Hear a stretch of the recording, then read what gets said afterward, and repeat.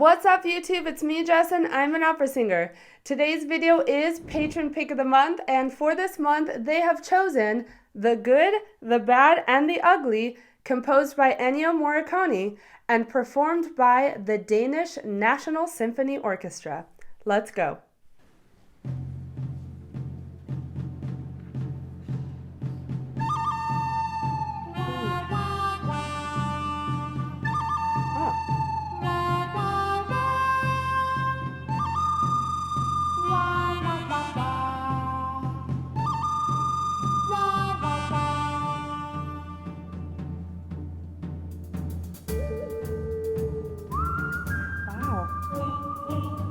Oh.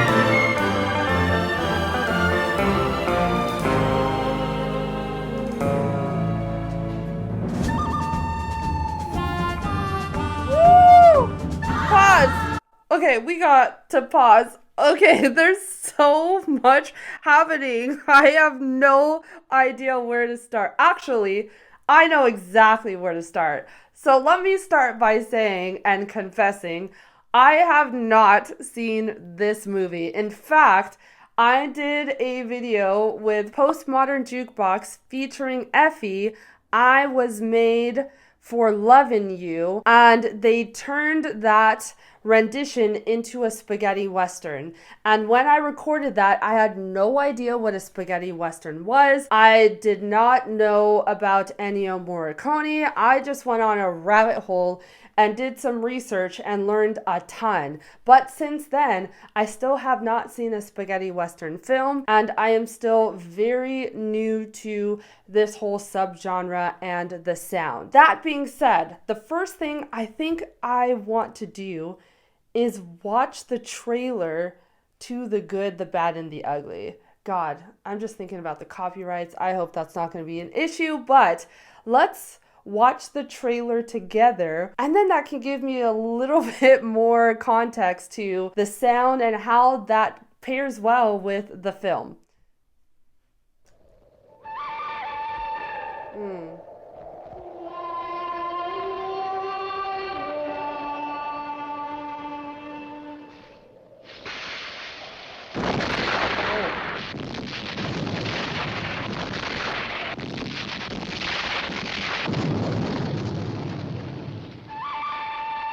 The good.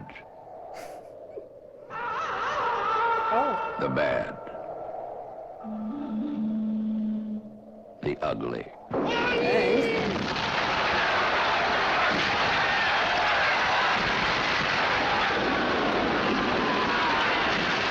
The blue. The gray.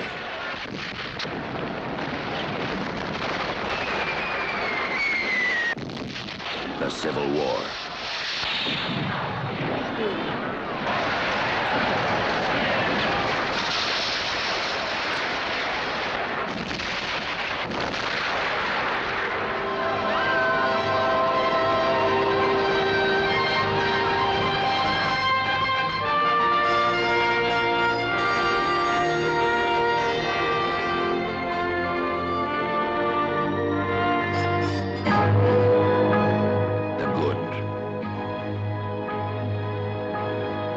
The bad.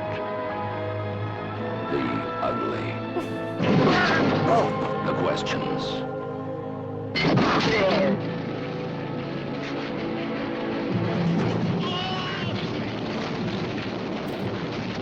The answers.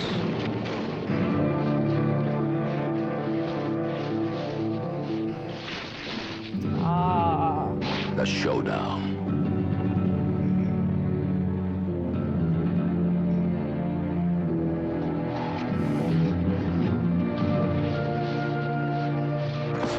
The reason. The goal.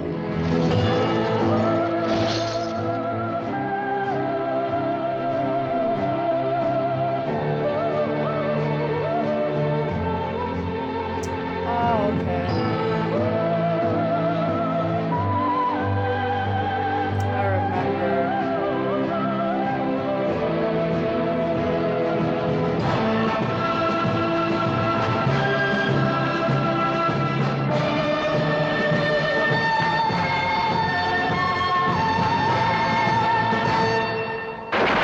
Oh. Oh. Well, who died?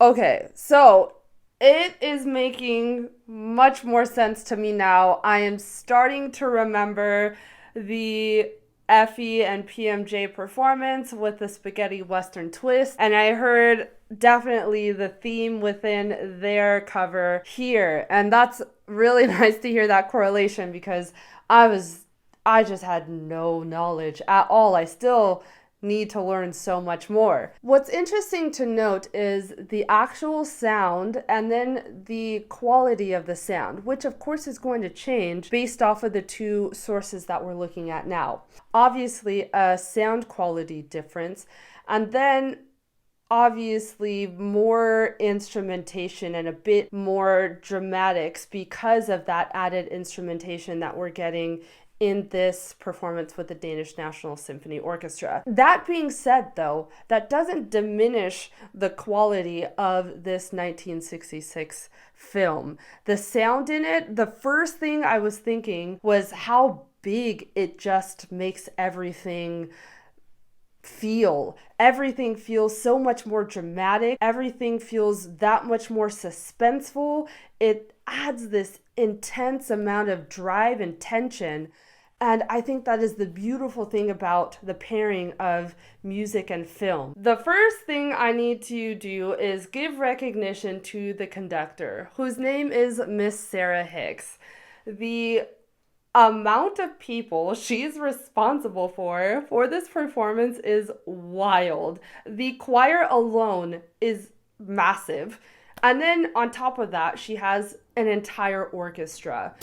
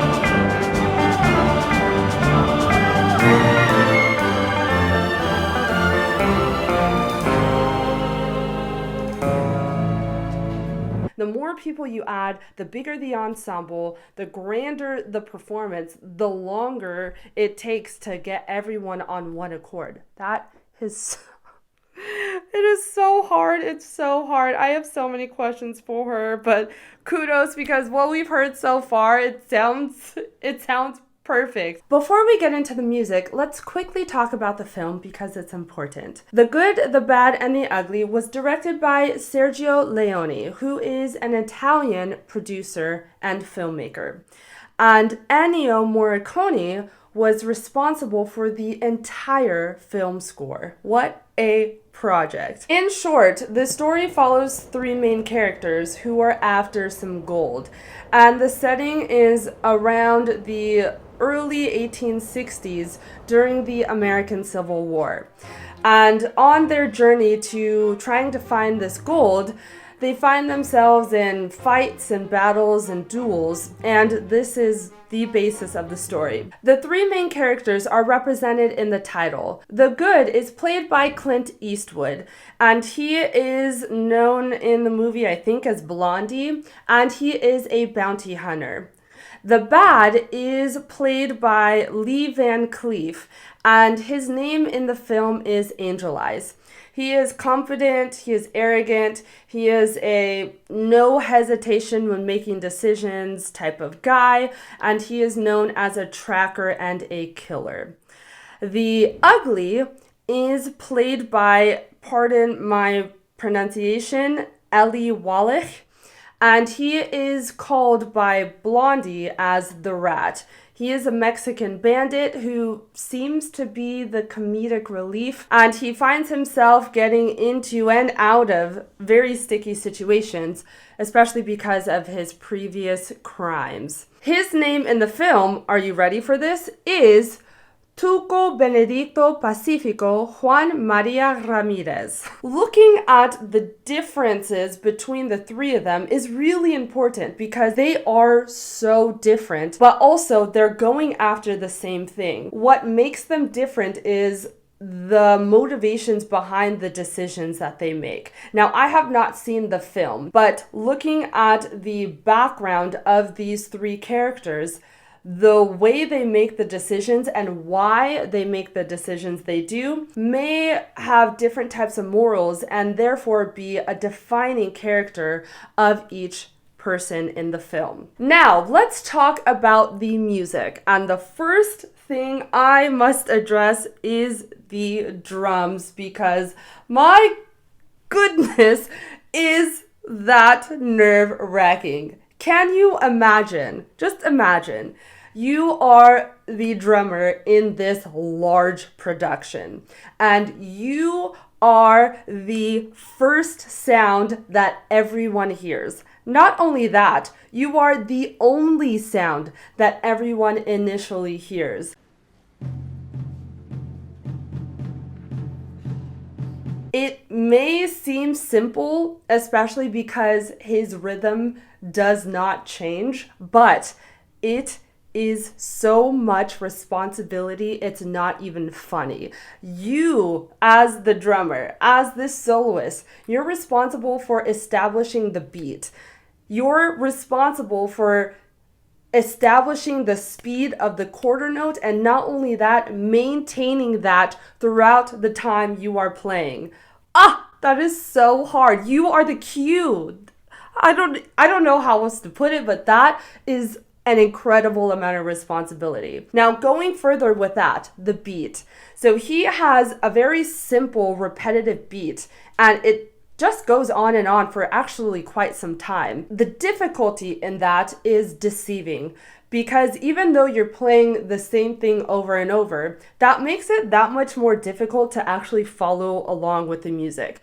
When you have different notes moving up and down on the sheet music, it's easier to follow, especially following with the bars. But when everything looks the same, and looks the same for a long time, it's easy to get lost. And it's also easy to just kind of zone out because you're so used to playing the same thing, which is very, very, very detrimental in any production, but especially this one, when your part is a huge part in the overall sound and feel of the piece. Another cool part is when the hi-hat or the cymbals, I'm not sure which one it was, joins the toms, and the toms is what was playing the first sound within the drums. But when that very silvery effect from the cymbals or the hi-hat comes in, it adds this galloping rhythm to the beat, which kind of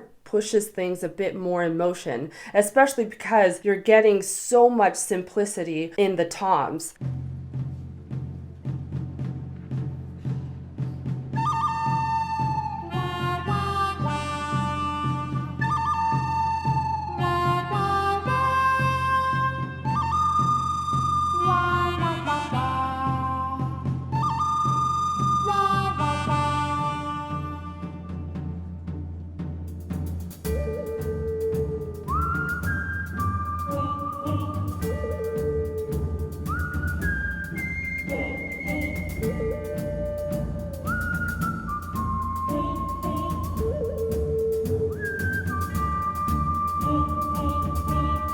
Another cool part with the percussion was actually when the bass came in, and not electric bass, but acoustic bass.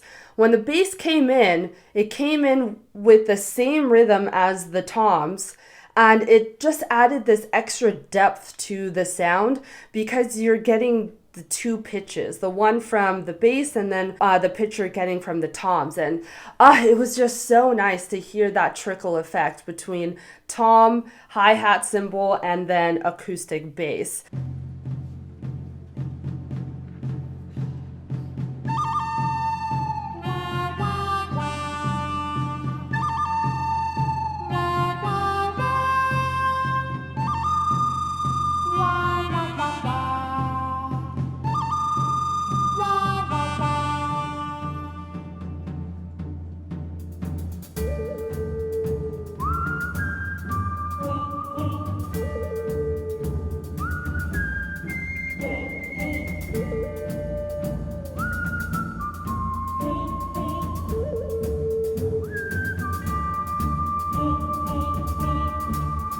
Do you hear how much the anticipation changes when the beat of the toms change? And that is because the toms have established this very consistent beat.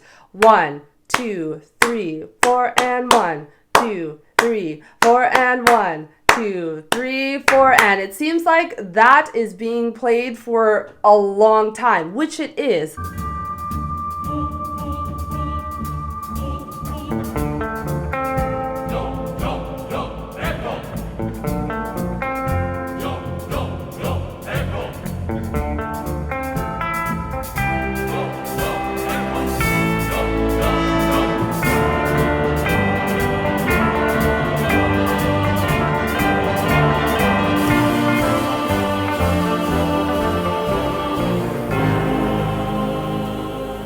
And so when that changes, the anticipation goes through the roof. And when you get that sameness, that evenness on every beat, that adds more tension and anticipation to the overall atmosphere because you're waiting for something to change. And you know something is going to change because it makes no sense to keep the rhythm like that for the rest of the song. So as you're waiting for that change, you hear and feel the buildup. And it's such an amazing feeling. And I love that the drums play such a big part in this idea of building up anticipation and building up tension, only to be a huge impact on the final resolve. It's truly magical. One thing I do have a question for any drummers listening, any drummers out there, it's a sheet music question. In the sheet music that I found, which, oh my God, finding the sheet music was so difficult. I saw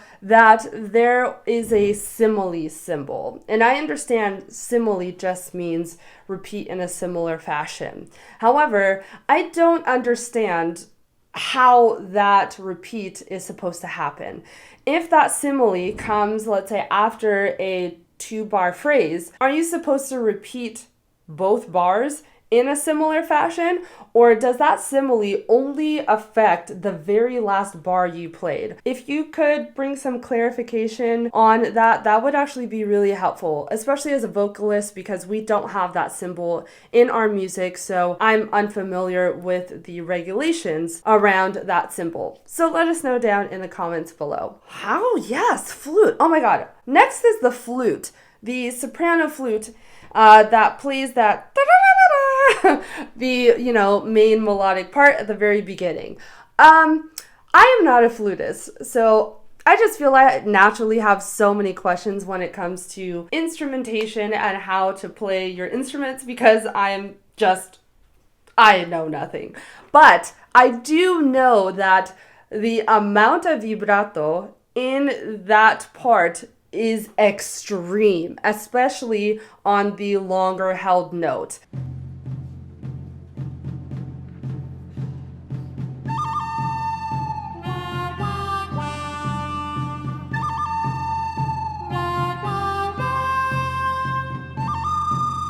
That alone is so mystifying to me, especially as a vocalist who produces vibrato with breath and sound production. So my question is, any flutists out there, when you add vibrato and when you add that much vibrato, how do you practice for that? Essentially because your voice isn't the production of sound, right? It's the breath, and the breath is going through the instrument, which is then making the sound. So when you're going to practice vibrato for flute, do you utilize certain breathing techniques and pacing those breathing techniques, essentially getting quicker and better at them in order to better your vibrato? How does that work? Next instrument, the voice. Now, this reminds me of something I should have said earlier. The three characters are very different, but going after the same thing. And how they are represented in the theme, I don't know. So if you know what phrases or motifs are part of each character, are associated with each character, let us know down below. I am just going to guess as I continue to listen to this, the wah wah wah, which is said in the solo as well as in the choir. And I want to know if that is associated with the rat, the ugly, yes, which is the Mexican bandit. And I ask that because he comes off as like this comedic relief, really witty, and he's just always getting himself in and out of trouble. Wah, wah, wah. It's comical. I love how clear and concise the tone is, and this is specifically with the soloist. My God, is her tone so clear. And then that is also amplified when she goes and does the whistle part. I'm sorry, I can't whistle regularly.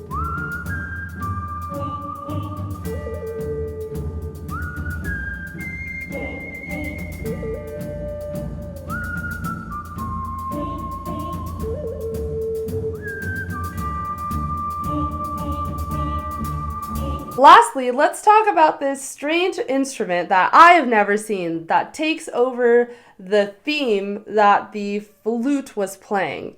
Now, I found out that the name of this instrument is called the ocarina. It was so interesting to hear that transition because of the difference in sound.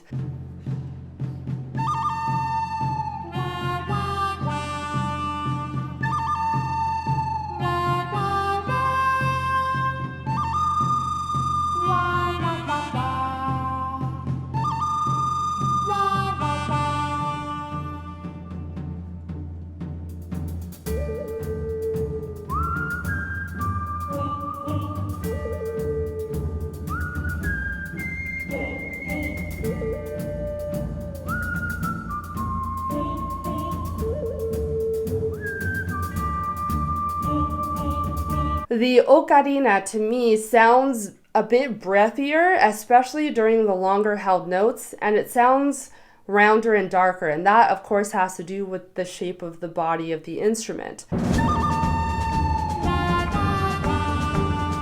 Ah, there's a harmonica.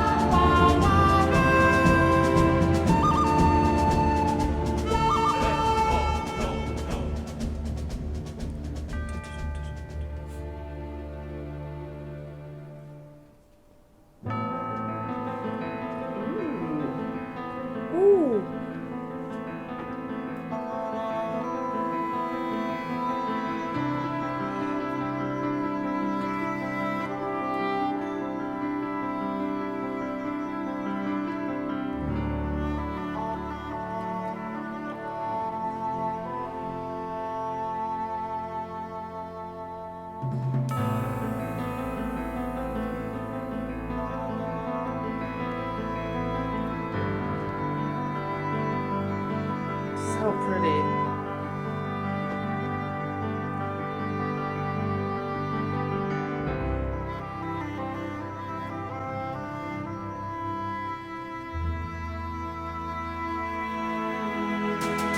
Nice. Ooh.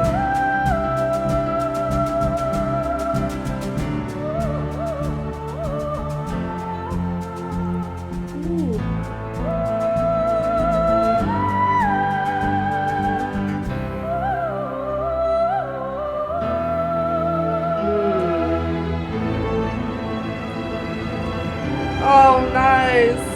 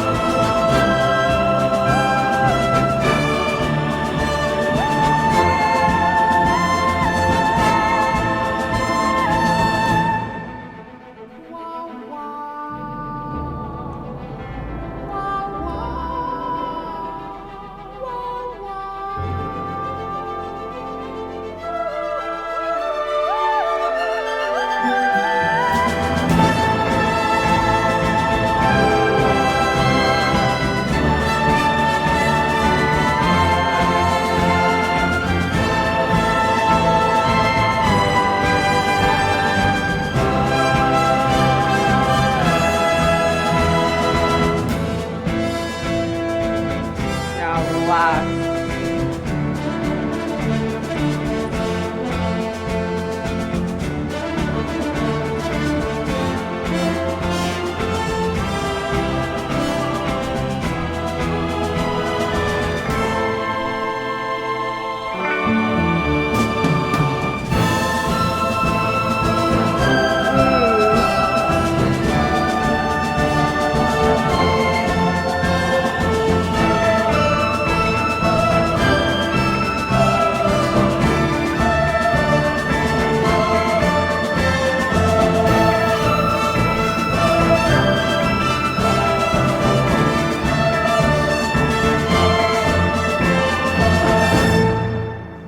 Whew.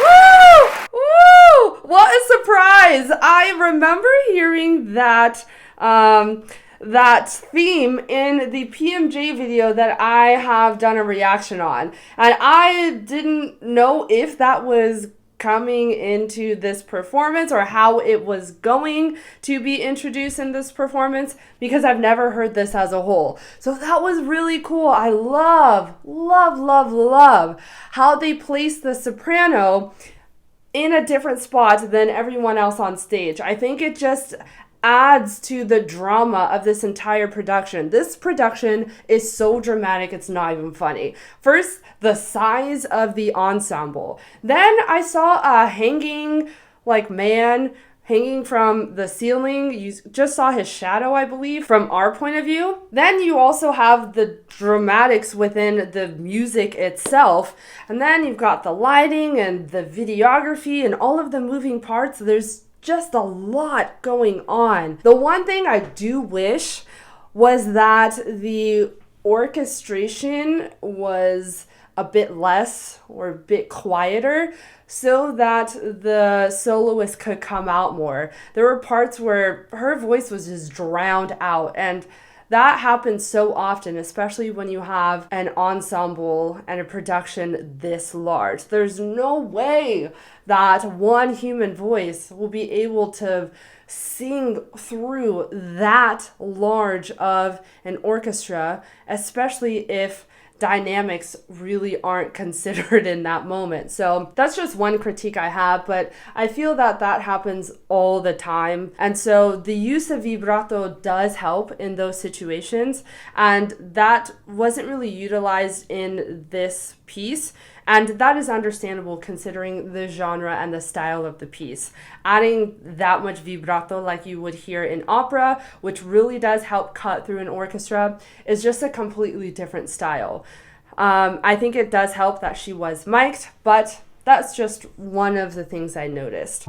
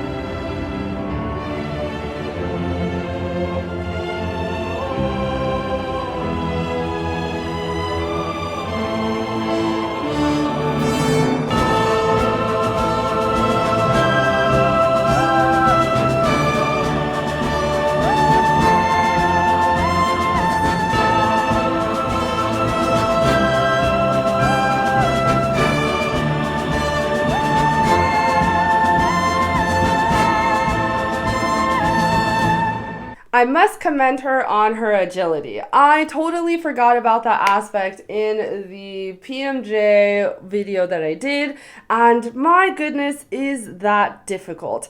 I love how clean and simple it all was. It wasn't heavy. That's actually something that's hard to not do, is to bring heaviness to your coloratura and to your agility. But when you just keep it light and even just practicing it piano, oh my god, it makes it so much easier. If you liked all that you saw, make sure you hit that subscribe button down below.